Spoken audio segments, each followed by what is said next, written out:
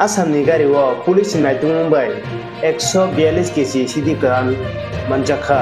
आसामनि गारियाव नायदुंमाबाय 142 केजि सिदि गोरान मोनजाखा पुलिस गारि जालांनायाव खरकसाना रमखा सांग्रं साननि फुङाव मनपुर तो आगरतला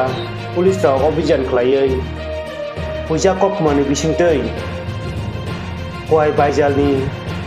बाइपास रोड अबहायखायनो चेकिं खालामनानै जराव खरकसा आसामनि गारि तुई फाइमानि गारि नाम्बार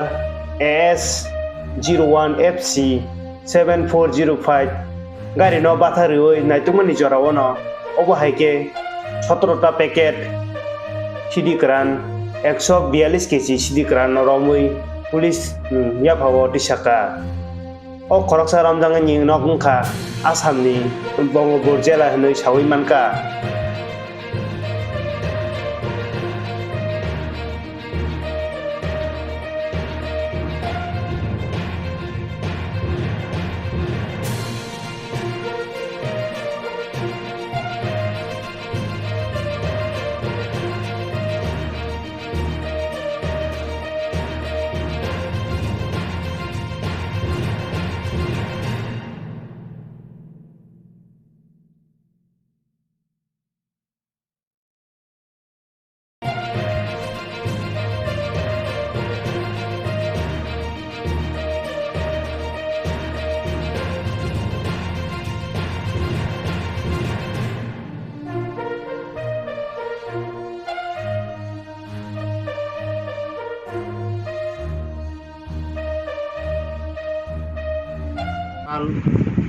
সকালবেলা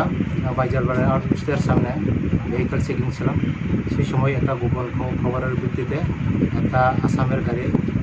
আটক করে সি বাইজারবাড়ি এবং তার স্টাফ তো সেখানে চেকিং করার পরে এবং এই গাড়িটিকে থামানোর পর দেখা যায় যে ড্রাইভার ইতস্তত হয় এবং এখানে জিজ্ঞাসার পরে তাই কোনো শুল্ক দিতে পারে না তো যার কারণে এরপরে গাড়িটা চেকিং করা হয় এরপরে চেকিং করার পরে যে তার একটা নতুন বডির মধ্যে কিছু দেখা গেছে যে গাঁজা তো সেই অনুসারে আমরা সবাই এবং এসডিপিও স্যার এবং আমি ওসি বাইজারবাড়ি সহ এবং সবাই মিলে এবং এরপরে যেটা গোপন যে করে রাখছে যে গাঁজাটিকে আমরা উদ্ধার করি সেই উদ্ধার করে টোটাল 17 প্যাকেটে 142 কেজি গাঁজা উদ্ধার করা। স্যার উদ্ধারকৃত গাঁজার বাজার মূল্য আসলে এটা তো কালো ব্যবসায়ী তো যার কারণে তবু আমরা অনুমান 3-3.5 লাখ টাকা মূল্য হবে বলে অনুমান করি। হ্যাঁ অবশ্যই একজন গাড়ি ড্রাইভার যার বাড়ির নাম আরিফুল ইসলাম বানিয়া বলে ড্রাইভার আসামের তাকে আটক করে এবং গাড়িতেও আটক করে। স্যার প্রাথমিক তদন্তে গাঁজাগুলো কোথায় থেকে কোথায় যাচ্ছিল যা উঠে আসলো আপনাদের কাছে? প্রথম তদন্তে আপাতত ওই আগরতলা সাইড হঠাৎ সিরাই সাইড থেকে আসামের উদ্দেশ্যে যাইতেছিল তো দেখা যাক এখন তদন্তের বিষয় তারপরে কোথায় থেকে কীভাবে